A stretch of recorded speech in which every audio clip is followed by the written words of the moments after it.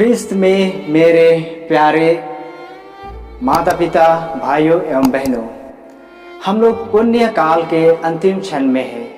यानी आज हम लोग यीशु ख्रिस्त के दुख भोग एवं क्रूस मरण का स्मरण करते हैं।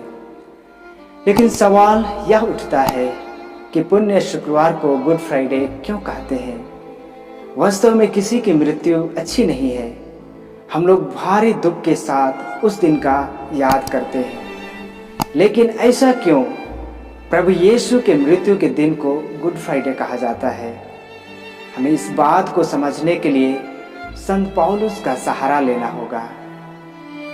संत पौलुस कुरिन्थियों के पहले पत्र अध्याय 15 वचन संख्याएं 1 और 3 में कहते हैं, मैं आप लोगों को सुसमाचार सुनाता हूँ कि यीशु हमारे पापों की प्रायश्चित के लिए मरे, जैसा कि धर्म ग्रंथ में लिखा है।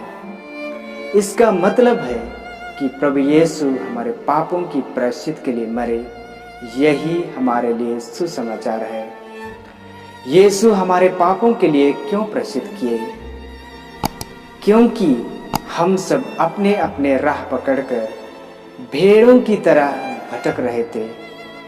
उसके दुख भोगने के कारण उसे ज्योति एवं पूर्ण ज्ञान प्राप्त हुआ और वह उन्हें अपने पापों से मुक्त करेगा। यह भविष्यवाणी नबी ईसायास हमें देते हैं।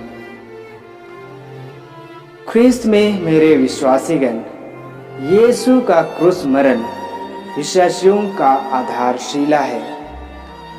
यीशु के क्रूस मरण संवेदनशील कहानी से ज्यादा एक जीवनदायी रहस्य है, क्योंकि करुणामय पिता ईश्वर की इच्छा अर्थात विश्व की मुक्ति के लिए पुत्र ईश्वर स्वयं बलि का मेमना बनकर अपना प्राण अर्पित करता है।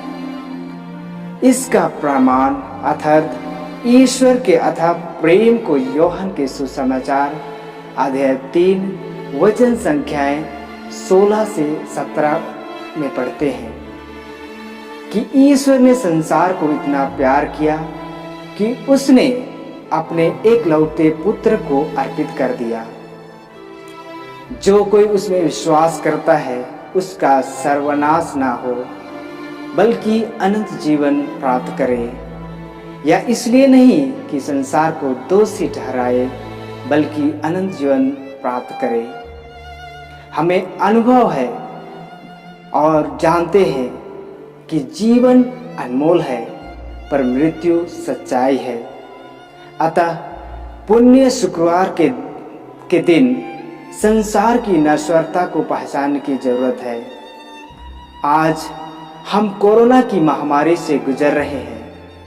हमें जीवन की सार्थकता पर जागरूक रहना है। हमें अपने जीवन को प्रार्थनामय एवं आध्यात्मिक अनुभूति से संबंध बनाना है और अनंत जीवन की मार्ग को खोजने में लगे रहना है। यहाँ मसीह का दुख भोग एवं क्रूस मरण हमें जीवन की सार्थकता और दूसरों के लिए जीवन जीने की प्रेरणा देती है। अक्सर हमें अनुभव है कि साधारण जीवन में दुख भोग, पीड़ा, दर्द और मृत्यु विवस्था का प्रतीक है। लेकिन प्रभु यीशु के शिक्षा के अनुसार यह मुक्ति का प्रतीक है, क्योंकि प्रभु यीशु कहते हैं कि जब तक गेहूं का दाना मिट्टी में गिरकर न मरता, तब तक अकेला ही रहता है। यदि वह मर जाता है तो वह बहुत फल उत्पन्न करता है। अतः हमारे लिए यीशु का दुख भोग एवं क्रूस मरण फलदायक सिद्ध हुआ है, क्योंकि हमें अपने पापों से मुक्ति मिली और उसके घावों द्वारा हम भले चंगे हो गए हैं।